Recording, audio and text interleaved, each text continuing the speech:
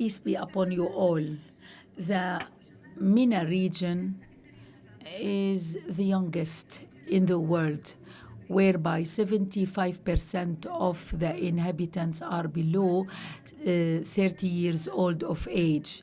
The progress of the MENA region depends to a great extent on a generation of young people that enter the labor market, with an average number of 1 million young entrants, and this dictates the work needed in order to adapt to the rapid development in the labor market and in the world at large. It's our pleasure to host in this meeting Arab leaderships that adopted renovation in line with the regional aspiration and the international development in the field. It's our pleasure to have the excellencies Dr. Meitha Salim Shamsi, Minister of State in the United Arab Emirates, Dr. Tariq Shawqi, Minister of Education and Training in Egypt, Dr. Majid bin Ali Nuaimi, Minister of Education in the Kingdom of Bahrain, Dr. Saud bin Saeed al-Mathami, the Secretary General of King Abdulaziz Organization for Creativity, and Dr. Mansour al-Awar, the Chairman of Hamdan Smart University and Head of the UNESCO Institute of ICT in Technology, in Education. Thank you, Your Excellencies.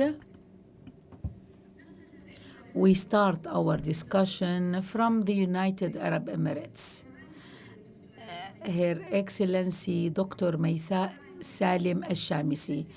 Your Excellency, the development of education is an advanced priority for the UAE, from the perspective of its belief that education is the locomotive for the development process. The response to the pandemic was the most important and apparent proof of your strategy that is visionary. What do you see of the future of education in UAE, and specifically, what is the position of innovation in the education system?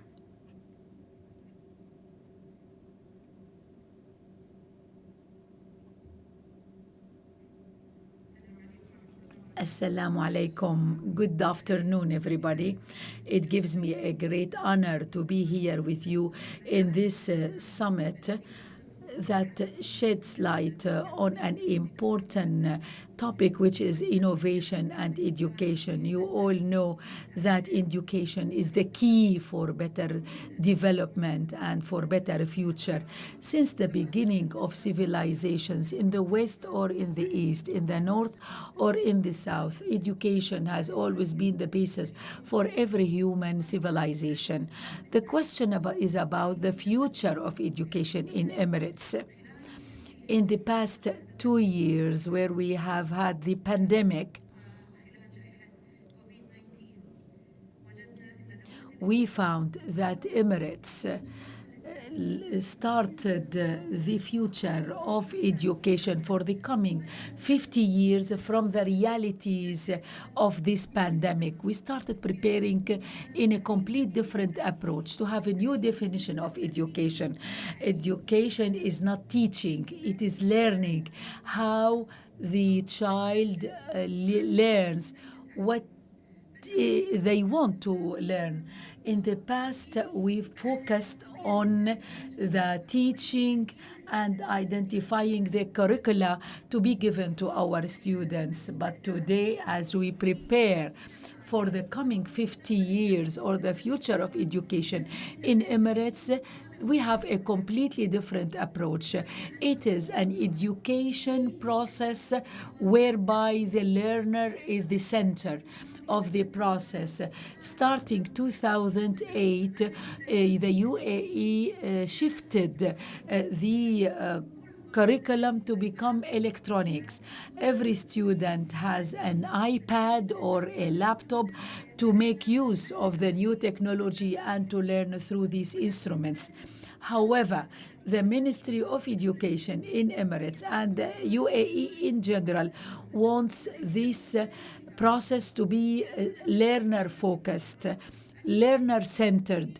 We have this new approach in redefining education, redefining the education system to have innovation as a prerequisite and as a basis.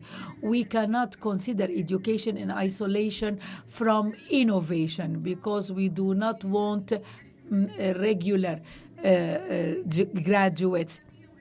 We want a balance between social and economic sustainability. This can be achieved with brains that were taught differently, programs that were redesigned, rewired, interactive curricula that can give better opportunities and more opportunities to the learners to learn what they want and to have more involvement in the learning process to face the practical challenges in reality. This is the approach we follow by the Ministry of Education in Emirates and all the education systems in Emirates in order to have better education in the future. Redefining the education system and changing the role of the student from a consumer to a producer.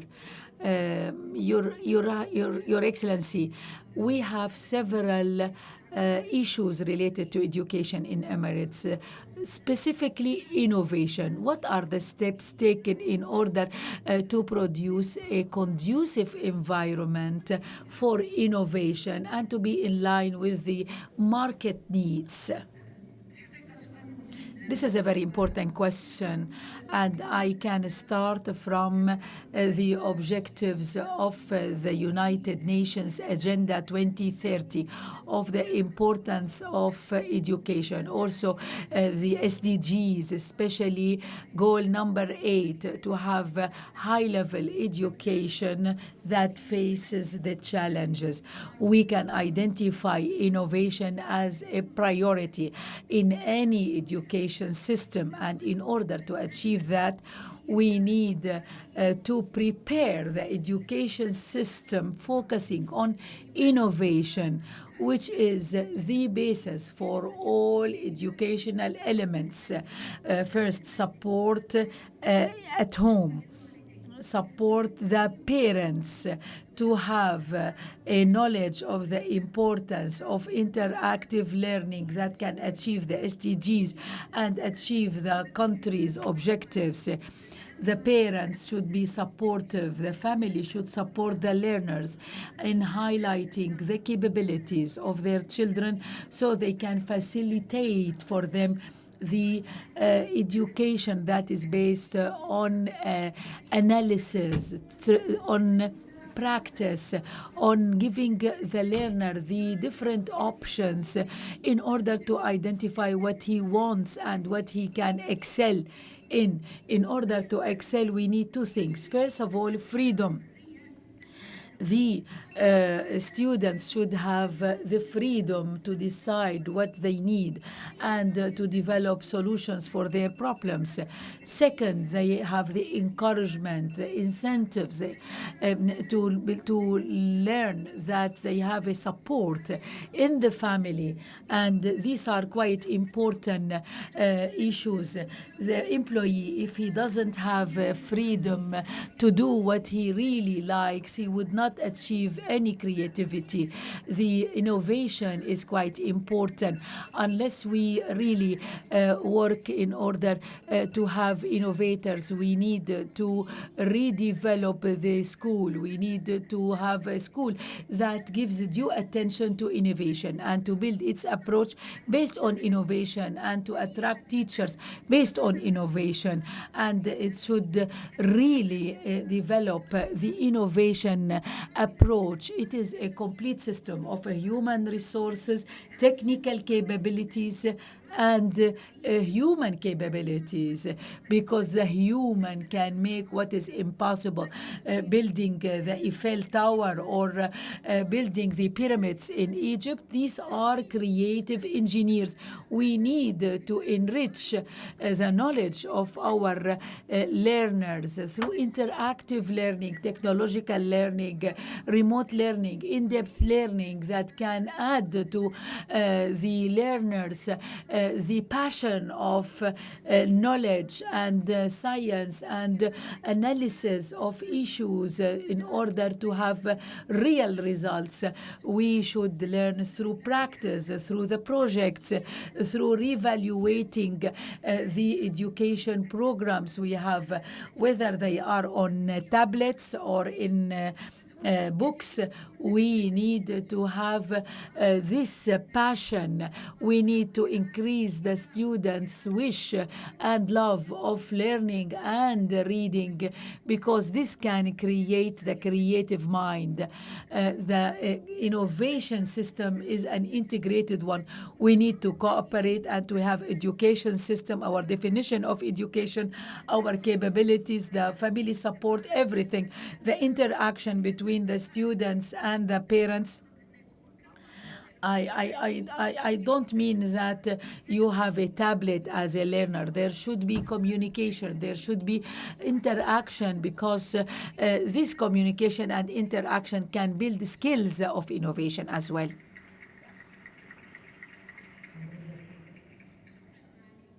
Well said. Thank you, Your Excellency. The passion, considering the role of the parents, the conducive environment are all the basis for development. Dr. Tariq Shawqi, Your Excellency, Egypt in 2018 launched a number of reforms to have a new educational system under the slogan Education 2021. It aims at the preparation of the learners for the fourth industrial revolution in line with Egypt Vision 2030. What is your vision in light of these radical changes in the education system in Egypt, especially in terms of being equipped with the skills that can contribute to their readiness to the labor market? Thank you very much. In the name of God, I start. In Egypt, in 2014, we analyzed deeply the education and the future of our generations. And I recall the president in December 2014, President Sisi launched an initiative called Towards an Egyptian Society That Learns and Innovates. So what you said, Your Excellency, regarding the new approach, that was the focus of our attention in that initiative. And based on this initiative, Egypt launched in 2016 what we call the Knowledge Bank. It was with the aim of learning and capitalizing on the scientific developments to be available for 100 million citizens in Egypt free of charge. We want the people to be passionate about knowledge and science at the general level. And in 2018, the new learning system was launched. We started with an imagination. What does a 2-year-old learner, what would he need after 15 years when he reaches the university level? So we chose the life skills based on 4 groups. We learn in order to know, to live, and to be. And under each one of these, there are life skills that became essentials for every lesson in the new system. The learning system is based on the blueprint of these skills. And then we launched the new approach, starting with KG1 and KG2, starting 2018. Those children reached grade 4. They all have the new approaches and the same ideas. Of course, this is the idea of learning. So, of course, so the important thing in Egypt is the large number of students. We have now, for example, before the pre-university students are 25 million and more than 60,000 schools and 1.5 million teachers. So this is very big in terms of scale. And second, we have a legacy, cultural legacy related to education system. You know that this system during the 50s, 60s, and 70s were very good, and they could graduate very good graduates. But there was a deterioration starting the 80s until the year 2000 for several reasons, including the outdated curricula, which are no longer in line with the rapid development witnessed by the world. We have lots of phases. We finalized some of them, and we are approaching other phases. What is really important is to change from an old education system that dedicated the learning by heart to a system that encourages seeking the knowledge and researching for the piece of information needed. So we wanted that shift. For example, we learn or we go to school because we want to learn or because we have to sit exams.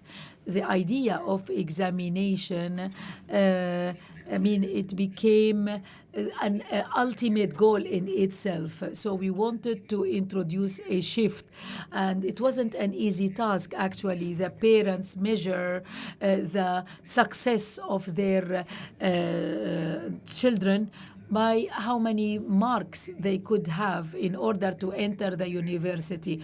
We are changing this, and we are trying to develop several platforms and TV channels to attract the teachers and the parents. So there is a clash between two generations, a generation that was learned with the old approach and another generation that needs different skills. So there should be a dialogue with the parents, with the teachers, in order to make them understand the importance of this shift and the importance of this change. I fully agree with what you said. However, the difficulty lies in the implementation, and I would call it a cultural shock for the older generation. So we changed the evaluation system, for example, just like Bloom's taxonomy. Now we measure the understanding of the skill and its implementation, and we introduced that in an open book. The students were good in adapting and in the shift, but the parents were terrified because of the importance of examinations for them and their fear of change. Also, they started to be convinced that it is better, but they fear it. I think that we agree on the need that we need to focus on learning and being equipped with real skills, because the competition in the future is a knowledge-based economy, and we need to be equipped. Our learners should be equipped. This is what we try to communicate to the parents and implement in practice. We call it this is a strategy starting from the kindergarten, reaching the labor market.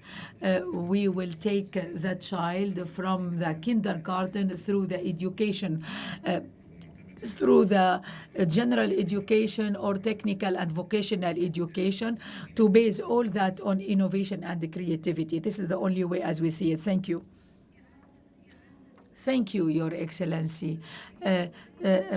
Giving back the passion to the education process and to learn based on innovation. Dr. Saud bin Saeed al-Madhami Mawhiba institution aims at highlighting creators in fields of economic development priorities, and you work in order to build a human wherever he is.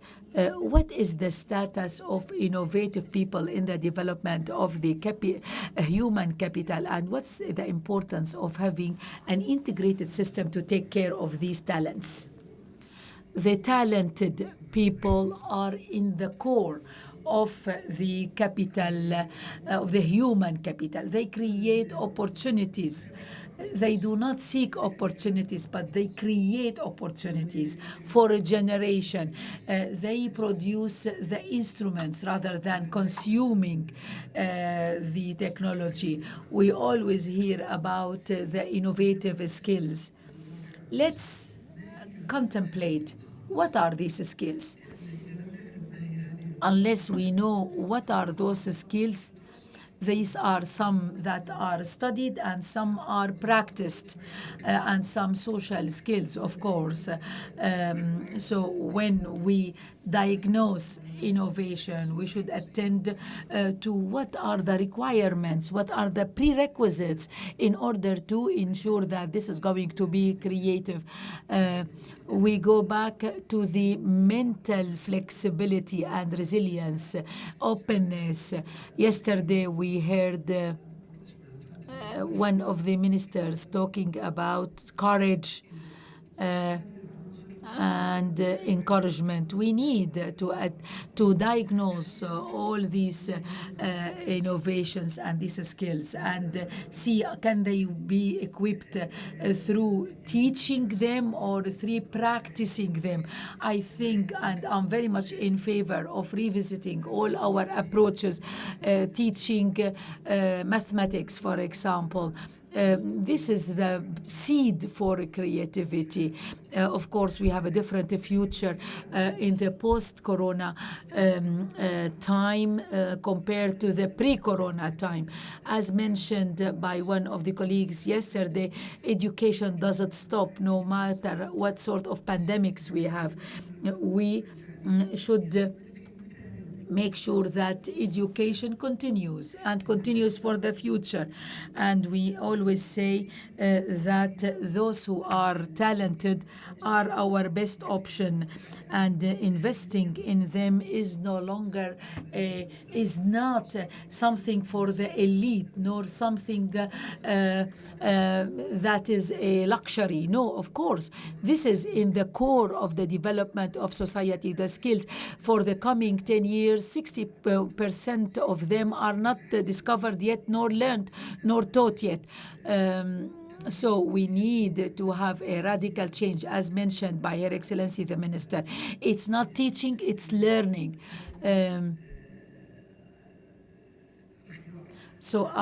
You will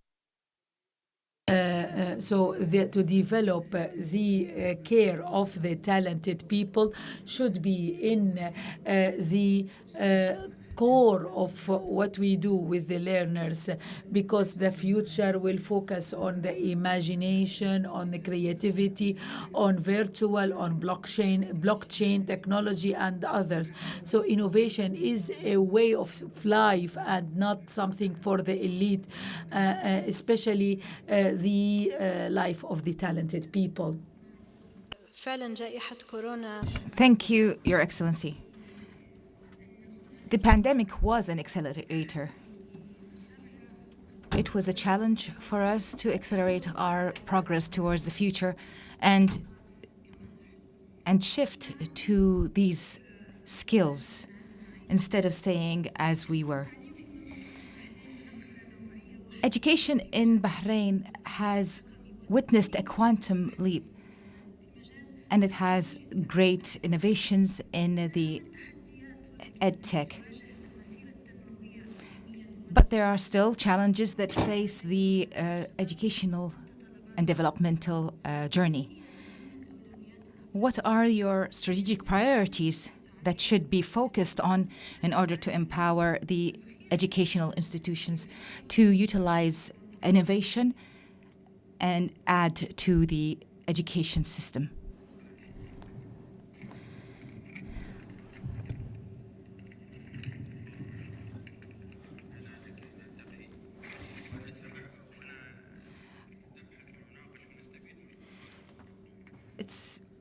It's great. It's a great opportunity to have to be here to discuss such important issues.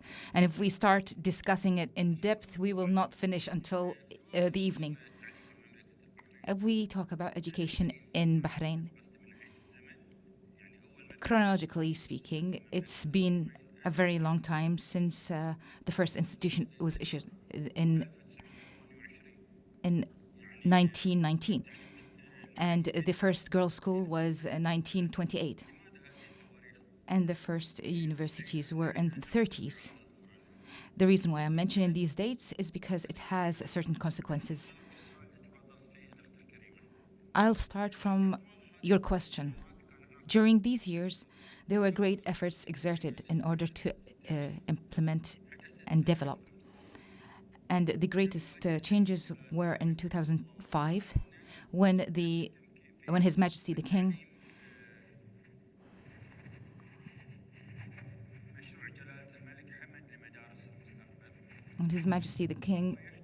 launched the royal project to transform education into e-education.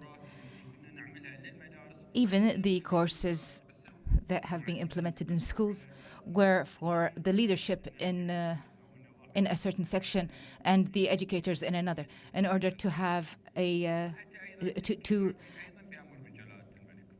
dilute the psychological barrier between the two. This created a quantum leap. In such an atmosphere, creativity is definitely inevitable. But there are certain points that you have to stop at, especially in Bahrain. During the development that occurred, there was sabotage from outside Bahrain, and the schools were targeted. There were over 600 sabotage action that has taken place, but we overcame this obstacle. Because some teachers stopped coming to school for a particular reason, and other volunteers stepped up in order to teach in schools.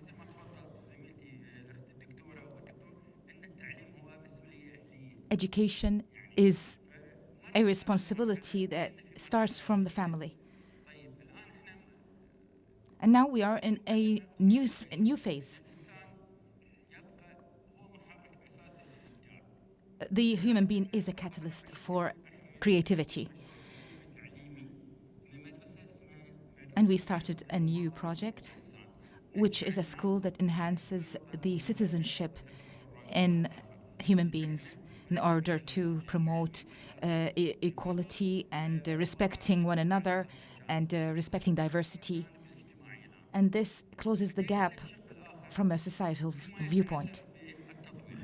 As for the development part, in the Ministry of Education, as we talk about development, we have to remember a certain class of society, which is the people with special needs. They are still part of society. And this is why we implemented an integration policy. Even those who have autism have reached the high school levels. Those who are deaf and mute would have also managed to enroll in higher education in high school. It's very important that we empower them to get out of their obstacles. We have new higher education laws, and we have a restructure for the ministry in order to ensure that all the parties that acquire education are part of the same unit. That's why even kindergarten and the nurseries have been put under the same umbrella of primary and high school. It's very important that we go back to the bases and we start gradually from each phase. We know that English is a very important subject. This is why we started it from the early age. As for French, it is an optional topic. When I talk about creativity, there's creativity in many fields. There's a creativity in science and technology and literature and so on. Many countries implement creativity in art and other topics, which is also important economically. We also established a center to cultivate and nurture the talented and gifted. So it's through the correspondence and collaboration with the teachers, we shortlist certain students that are considered gifted in order to enroll them in this center. There's also a program that launches programs in artificial intelligence and robotics. Technology is very important to be implemented at an early age in order to have a great impact. There are also vocational and industrial institutions.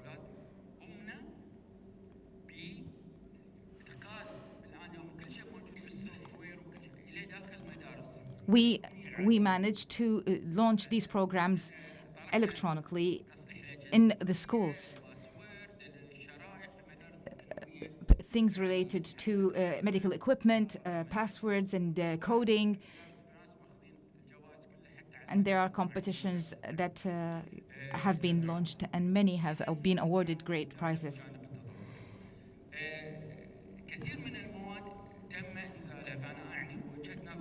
From my viewpoint and my colleagues' viewpoints, it's very important that we start at an early age to implement such disciplines.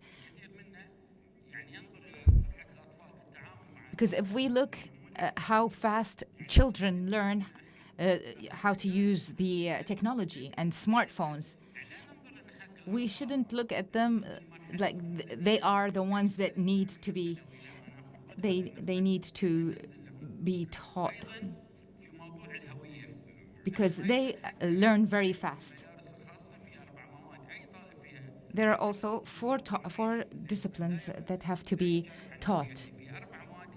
Every Bahraini student that has to learn, which is social studies, Arabic language, Islamic, and moral education.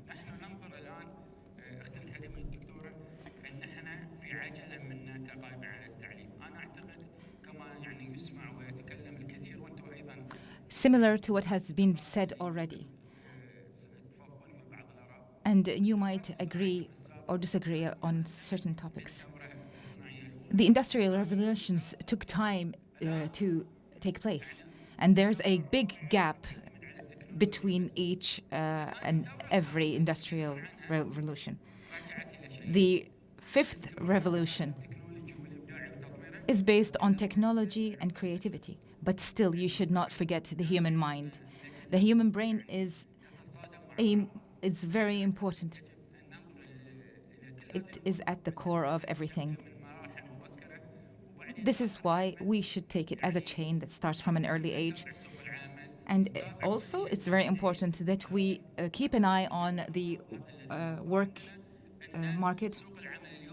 The labor market has certain technology that is required. Maybe this will be different in 10 years from now. And this is why we have to establish a principle of the retraining of oneself.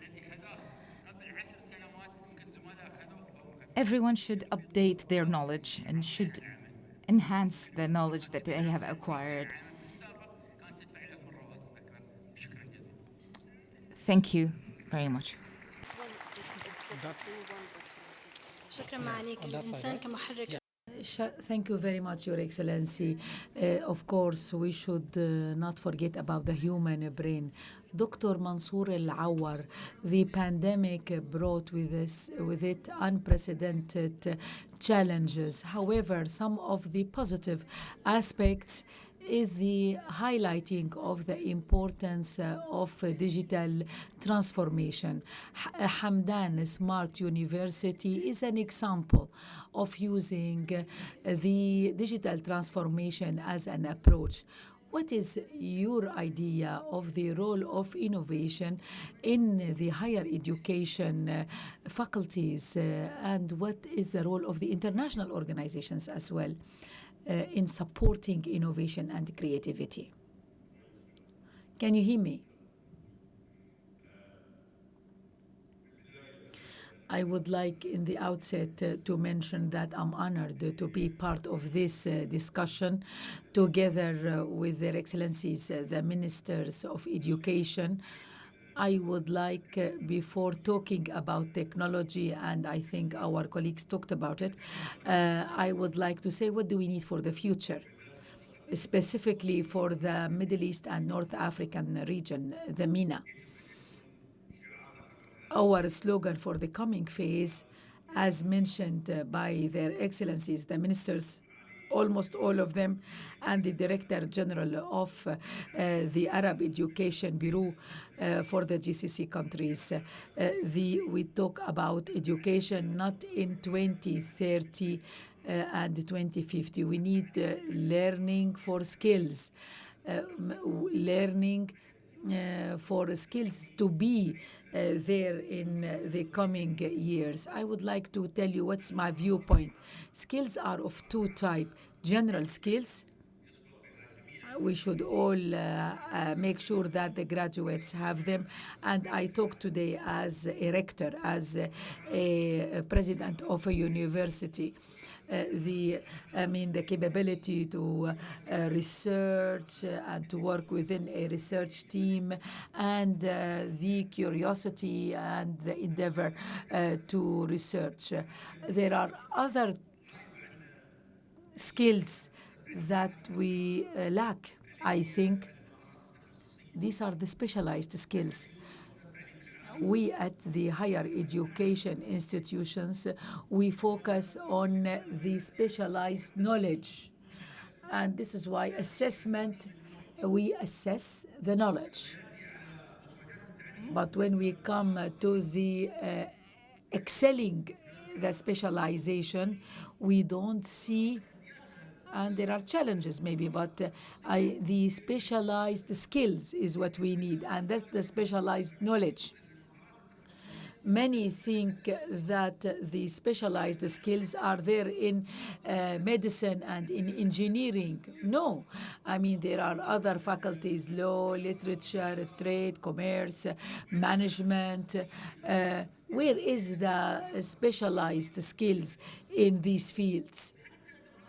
Even the specialized skills in engineering and in medicine, all are developed. The graduates from the Faculty of Engineering, they have advanced specialized knowledge, but they do not have mostly advanced specialized skills. Here we see three impacts. One, the private sector does not employ those. This is a problem. It's mismatch, problem of unemployment, problem of employment, inability to become entrepreneurs. Why? Because they have no self-confidence, because they don't have the specialized skill that gives them confidence that they can be entrepreneur. Third, waiting for the government employment. These are three negative impacts, and they are really big. And the higher education institutions should stand for all those. The specialized skills are to be built. And these specialized skills have a challenge. The challenge is represented in the inability of the teachers at universities. I'm not talking about everybody, but generally speaking, they cannot measure these specialized skills. Sometimes, for example, he is a professor in marketing that he hasn't marketed, not even his CV. So how would he market in the labor market? I will conclude by saying these skills will lead to innovation. And when they say in management, if you want to develop, you should have benchmarking. If you have benchmarking for the like institutions, we are merely imitating. We should have benchmarking for the role of higher education institutions with the driving schools, car driving schools, because they have three aspects: taking the knowledge, the skill of driving a car without an assistant on the road, and third, the license. Unless the driver is capable of driving the car and has capability to monitor the car and to control it, he wouldn't have a license, even if he failed the test 10 times, the driving test, I mean. So are we able now in the higher education institutions to have assessment of these skills, of specialized skills? If we follow the issue of skills, it will lead us to, of course, talking about the general skills and the specialized skills. I would say, in conclusion, that it is a quiet logic that when you graduate, you should practice because you don't have practice, you don't have experience. This is quite expected and quite logic. But if you are a new graduate, it doesn't necessarily mean that you don't have specialized skills. You should have it. This is a big challenge, and this is something we should work on in the learning process.